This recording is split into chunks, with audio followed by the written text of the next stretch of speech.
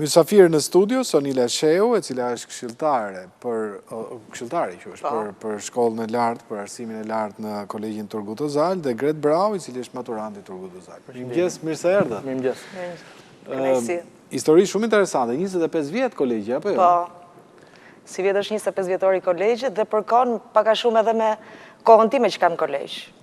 Bashkë me to më bë 20 vjetë. Apërsisht. 20 vjetë sepse dhe ke studiuar në kolegji? Jo, nuk kam studiuar 20 vjetë punë. 20 vjetë punë atje? Këtu kam nisur, pikërisht në këto kolegje, unë kam nisur vitin e partë punës, edhe vazhdoj.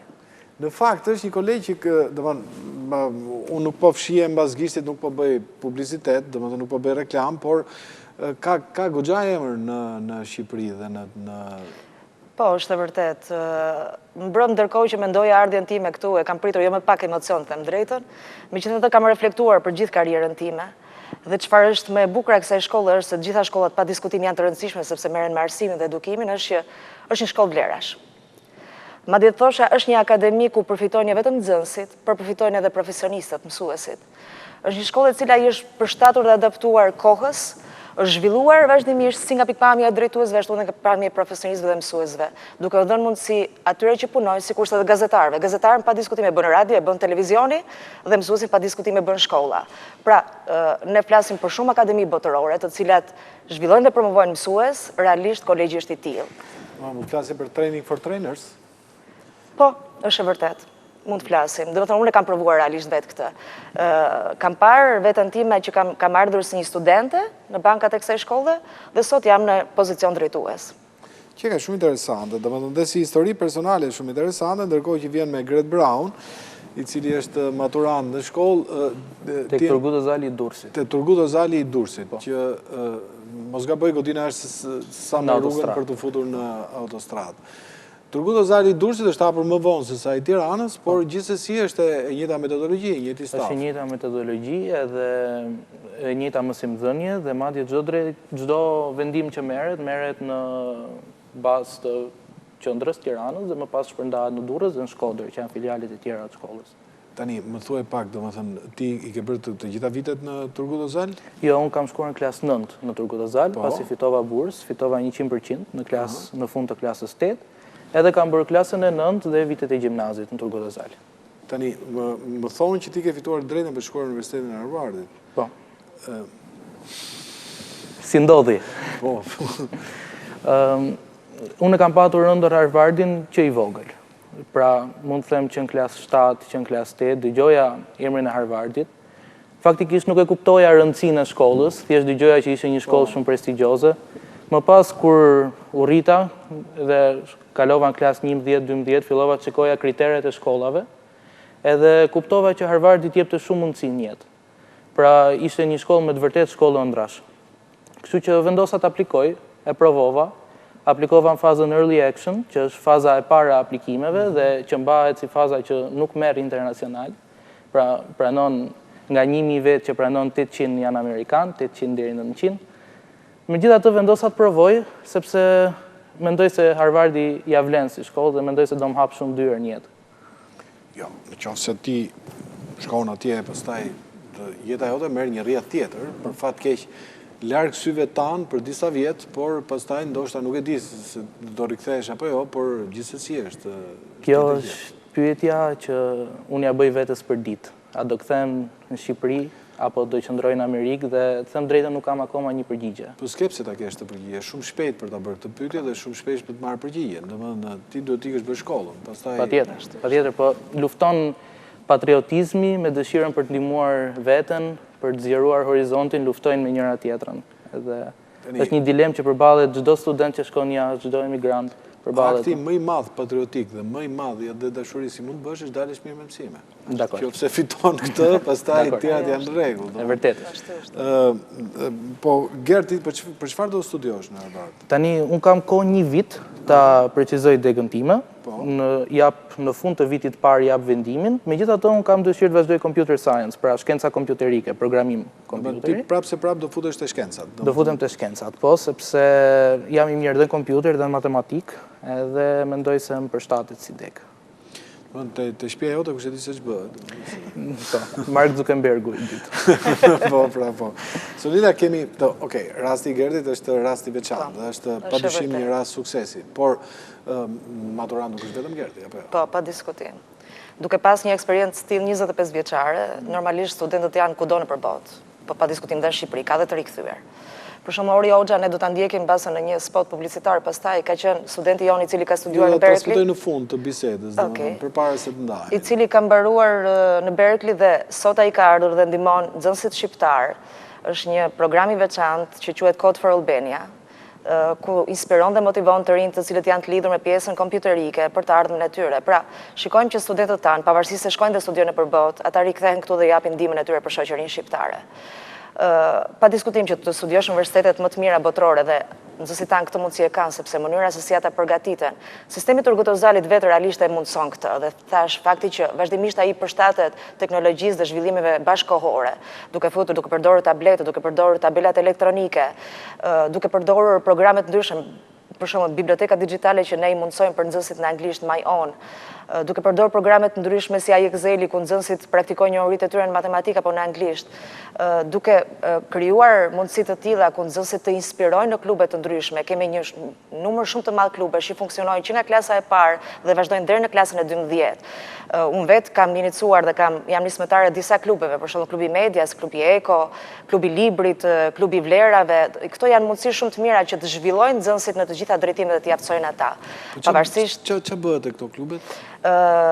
Duke qenë se kurikula jonë e re ka të bëjë me në qendër në nxënësin dhe përpiqet ta lidhi lëndën dhe me jetën, pa diskutim, ata vazhdimisht ndërmarrin aktivitete ndryshme. Për shembull, klubi Medias zhvillon aktivitete ndryshme si brenda shkolle, jashtë shkolle, duke ngritur tematika dhe problematika, duke u takuar me gazetar, duke vajtur në radio, në televizione, duke u përpjekur të dallojë problematika dhe të shkruajnë lidhje me to në faqet e webit apo në faqet sociale të shkollës. Dhe kjo është një mënyrë shumë e mirë për të parë ata jo vetëm brenda shkolle, por për të lidhur ata dhe me realitetin. Kjo është një shkollë laike apo jo? Po, shkollë laike. Domethënë në këtë shkollë ka rregulla, ka disiplinë, por nuk ka një presion, për shembull, siç mund të jenë kolegjet e tjera. Absolutisht jo. Ju bëni jetën tuaj. Po, patjetër. Çdo kush është i lirë të besoj kudoj. Jo, nuk e kam fjalën për çështjen e besimit, sepse çështja e besimit është private, nuk është objekti i kësaj bisede. Kisha fjalën për kolegjin vetë, si është disiplina, sepse kur dëgjojmë fjalën kolegj, ne që se kemi idenë, unë gjimnazë Gjimal Stafa kam bërë, mendoj që futesh në një lloj kuadrati. E di që është ky perceptim, po mendoj se rregullat e kolegjit janë brenda normave të caktuara. I vetmi ndryshim që mund të kemi nga disa maturantë tjerë është që detyrohemi të veshim uniformën. Jo, tashmë e kanë gjithë këtë. Për tani është në masë, po edhe në shkollat publike, kështu që jo, nuk është si shkollat e tjera. Pra, për nga ana e rregullave, për nga ana e mësimdhënies është besoj është më mirë. Kjo do të thotë që ti si djaliri ose vajzat që janë atje, domethënë jetojnë jetën e tyre normalisht, domethënë. Patjetër, po. Nuk është se ju mbyllin atje për shembull dhe ju ndalon njëri të shkoni buzdetin, domethënë. Jo. Çdo kush është i lirë. Pyetje naive është Sonila apo Jo, po është gjithsesi, koncepti që ne kemi për kolegjet kudo nëpër botë, kolegjet më të mira, pa diskutim, ky është realisht. Por gjithsesi unë mendoj që duke pasur shumë vite aty, janë aq të lirë, po njëkohësisht janë shumë të lidhur me njëri tjetrin. Domethënë, ne vazhdimisht organizojmë aktivitete ndryshme, reunione ku nxënësit bashkohen dhe kanë gjithmonë tendencën vinden në atakojnë. Koncepti që ka krijuar turkotozali, qoftë në mënyrën se si kolegët bashkëpunojnë me njëri tjetrin, se si drejtuesit punojnë me punëdhënësit e tyre, është një koncept i cili mendoj që ekziston në organizatat më të mira botërore, në institucionet më të mira private botërore, ku i bën të ndihet si një familje, ku njerëzit punojnë të pafrustruar, ku njerëzit punojnë këndshëm, ku njerëzit ndajnë eksperiencë me njëri tjetrin, ku njerëzit nuk janë egoista mbajnë eksperiencën për vete. Kështu ndodh me nxënësit. Domethënë, nxënësit bashkëpunojnë shumë mirë me njëri tjetrin dhe thash, në momentin që ata ritakohen, kanë mallin nostalgjin, madje shpeshherë edhe kur kanë kaluar vite të tëra dëshirojnë ata të kthehen tek ne. Tani, Gerdi më tha që që do të merret me shkencat kompjuterike. A ma shpjegon dot çfarë është kjo biblioteka My Own? Çfarë thotë? Ju keni një bibliotekë virtuale, futet në kompjuter, çfarë? Është një bibliotekë virtuale e cila na lejon aksesin në libra të ndryshëm që ofron shkolla jon. Po doja të shtoja pak të kjo pika që shkolla edhe gjatë kohës së karantinimit na ka ofruar suportin online, po edhe kur jemi në shkollë, bën grupe të diferencuara, ata që janë të interesuar për matematik, mblidhen në grupe të ndryshme, edhe studiojnë shtesë, dhe kjo është një ndër arsyet kryesore pse ne kemi kaq arritje. Unë për vete kam arritje në olimpiadat e matematikës, kam zënë gjithmonë vend parë ose dytë në kombëtare, pra që do të thotë që ne punojmë shtesë, punojmë me profesorat më të mirë dhe prandaj arrim. Je i bindur që do bësh shkencat kompjuterike dhe jo matematikë të aplikuar për shembull? Kam plan të vë matematikën e aplikuar si deg të dytë, sepse Amerika ka një sistem major, minor, ku major është dega kryesore dhe minor është dega dytësore. E kuptoj. Dhe matematikën e aplikuar kam në plan të vë si deg të dytë, që mund të ndihmoj për zhvillimin tim nga ana shkencore, le të themi, por e shoh computer science-in e shoh si një mundësi më të mirë punësimi dhe është diçka që unë e bëj me pasion. Ka nxënës të tjerë të dalluar, domethënë si është matura në përgjithësi, Sanil?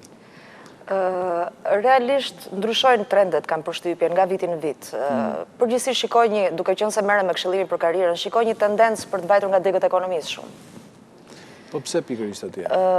Kam përshtypjen zhvillimi ekonomik bën vetin, fakti që duan, domethënë bizneset ecin, markat zhvillohen dhe nxënësit e ndjejnë. Përveç kësaj mendoj që lidhet pak edhe me bizneset private.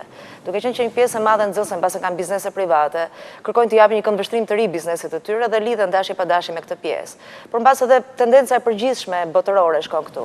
Megjithatë ka dhe nxënësit që duan të studiojnë mjeksi, mbase më pak në numër, por që duan të studiojnë mjeksi dhe do thosha që jo aq në Shqipëri sa në Gjermani për shembull. Gjermania është një nga vendet që synohet shumë nga studentë, nga maturantët tanë në mjeksi sidomos. Po Gjermania është e vështirë për ta fituar. Po, është e vërtet, është e vështirë dhe unë shikoj, ne sot kemi nxënës janë mbi 10 nxënës që duan të studiojnë mjeksi në Gjermani. Dhe nuk është e lehtë sepse ne normalisht si gjuhë të parë kemi anglishten. Po pra. Është nxënësit tanë përgatiten dhe kur ata mbarojnë klasën e 12 janë cënjish në anglisht. Domethënë ata mund të përballen shumë lehtë në gjitha provimet ndërkombëtare, sa TOEFL, IELTS. Ndërkohë ata mësojnë dhe gjermanishten, ma do të thosha që arrin sepse e kanë detyruar të arrin cënjishin. Dhe ata mësojnë në mënyrë të perfekte arrin cënjishin. Ne kemi nxënës të cilët janë dhe studiojnë aktualisht tashmë në Gjermani për mjeksi. Domethënë ja vendosin vetes këtë qëllim dhe arrin ta realizojnë. Sepse me sa diun Gjermania nuk e ka kuotën e ekstrakomunitarëve që ka jo, nuk e ka, është e vërtet. Dhe ti konkuron si gjithë tjerët. Si gjithë të tjerët, ashtu është. Por që duhet t'jesh me mesatare 10.0, me nota 10.0 të maturës, pa diskutime cënjish gjermanishten, pra kërkon një portofoli, themi ne, shumë të mirë të studentit. Keni një përqindje ju që pjesa më e madhe maturantëve që ndrojnë këtu për shkollë apo shkojnë në universitetet? Me sa shikoj këto vite që unë i shikoj nga afër, rreth 50% e nxënësve studion jashtë shtetit. Dhe pastaj ju i ndiqni dhe gjatë studimit që ata bëjnë? Vazhdimisht ne mbajmë kontakte sepse duke qenë se ne funksionojmë si zyrë, ne tashmë prej 2 vitesh kemi ristrukturim të sistemit ton, punojmë bazë zyrash dhe kemi një zyrë që merret pikërisht me pjesën e konsulencës dhe këshillimit. Dhe mbajmë vazhdimisht kontakt me ta, sepse her pas here u ofrojmë nxënësve tanë mundësi për të komunikuar me këta studentë, kudo që janë, në mënyrë që ata të shërbejnë atyre si një referencë për ditur se si aplikohet, për t'i ndihmuar gjatë procesit të aplikimit. Normalisht ju më shpjeguat si funksionon shkolla, domethënë, por shkolla ka plot, kolegje ka plot.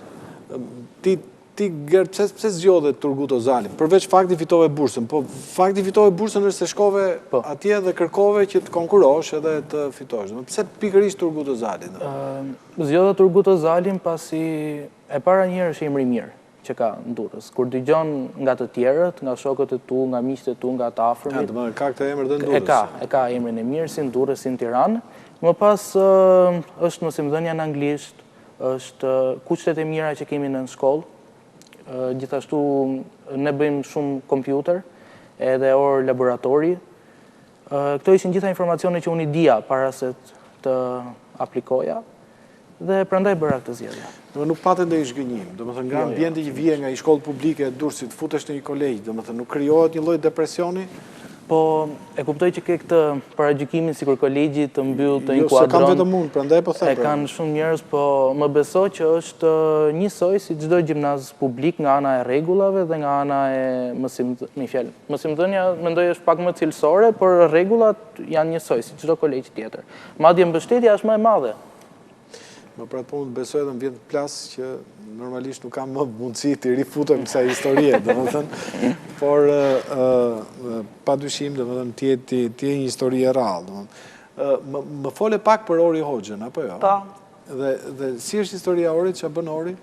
Ori aktualisht mendoj që vazhdon në Amerikë atje, por gjithsesi vjen këtu dhe mundëson her pas here Code for Albanian, zhvillohet tek Universiteti Epoka që është vazhdimësi e kolegjeve e sistemit ton, dhe merret me mëson nxënës të cilët fillojnë nga klasa e 9 deri në klasën e 12 merren me kodifikimin, me kodimin më saktë, më fal. Ata nxënës të cilët pëlqejnë shkencat kompjuterike. Domethënë është një mundësi shumë e mirë. Gerdi ka pas kontakt me Orin i bie, domethënë. Jo, unë personalisht nuk kam patur, por kam patur me kolegjistë të tjerë, për shembull me Bariolin, me Gledisin, Gledis Kallçon, që kanë shkuar në MIT. E kuptoj. Pra kemi, ruajmë kontakte me nxënësit e kolegjit, pasi ata edhe vinë bëjnë konferenca pastaj me nxënësit edhe na tregojnë se si kanë arritur. Është network, funksionon si network. Po, është gjë network. shumë e mirë. Është network. Pra, në një farë mënyrë, edhe ti nesër pas nesër kur të shkosh, eksperiencën tënde nuk ta mbash për vete. Do kthehem dhe do t'ja tregoj nxënësve tjerë, po. Domethënë, ky është një lloj detyrimi apo është një gjë që ti do ta bësh? Detyrim moral. Detyrim moral. Po. Kjo është e gjitha. Ashtu është. Ju falenderoj shumë dhe po transmetoj Orin, atë materialin e shkurtër që kemi përgatitur. Ju uroj shumë suksese. Faleminderit. Ty veçanërisht, por edhe ty Sonida, sepse normalisht nganjëherë shumë këshillat tuat mund shkojnë në kundërshtim me dëshirat e të rinjve, por nuk është punë e lehtë që ta bindësh që të shkojë atje ku duhet. Absolutisht, është e vërtet. Dhe ne shërbejmë për këshillim faktikisht, domethënë thash gjitha këto, kjo mënyrë organizimi të çon drejt një zgjedhje, por fundi i fundit zgjedhjen e bën nxënësin fund fare. E bën nxënësi, padyshim. Por po t'i lëm fare pa këshilla, i bi që do bëjnë gjithë aktorë, këngëtarë dhe regjizorë. Absolutisht, është e vërtet. Edhe vështirë është se të kemi mjekë edhe në një tjetër. Faleminderit shumë për praninë, edhe historia Turgut Özal, vetë Turgut Özal, si personalitet politik i jashtëzakonshëm i Turqisë moderne, njëri i cili në vitet 90 modernizoi akoma dhe më tepër shoqërinë. Prandaj edhe kjo shkollë mban emrin e tij, domethënë. Le të ndjekim historinë dhe pastaj do bëjmë ndarjen bashkë.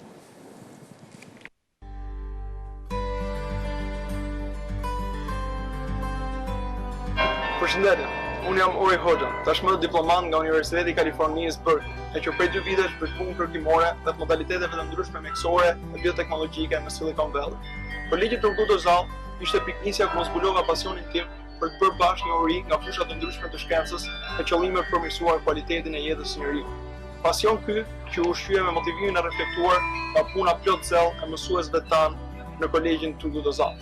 Suporti akademik dhe shërbimit e kryuar në kolegj janë 2 faktorë që pa të cilët nuk do të kisha arritur të kisha një eksperiencë të suksesshme në Universitetin publik më të mirë në botë, këtu në Berkeley. Apo që më pas të isha një inxhinier suksesshëm në industri.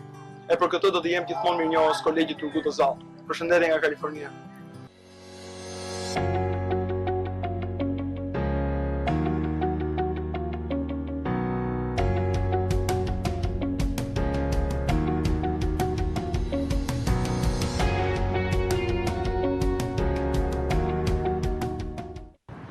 Përshëndetje, quhem Fabi Hodo dhe jam një ish kolegjist i Turgut Özal Tiranë. Programi mësimor i kolegjit, si dhe shtytja e vazhdueshme për marrë pjesë në olimpiadat ndryshme matematikës dhe fizikës, më dhanë mua aftësitë e duara, me të cilat unë, në maj të këtij viti, arrita diplomohesh nga Universiteti i Minnesotës në inxhinieri aeronautike dhe astrofizik. Falënderimi i veçantë shkon për bordin e mësuesve të shkollës, si dhe mësuesit tanë, të cilët, pavarësisht se nuk e dinë, kanë lënë gjurmë të thellë në formimin e karakterit tonë. Surprizat të ri të maturantëve do i thoja të synojnë sa më lart, sepse siç e shihni, kolegjistat janë kudo në përballë. Përshëndetje nga Minnesota.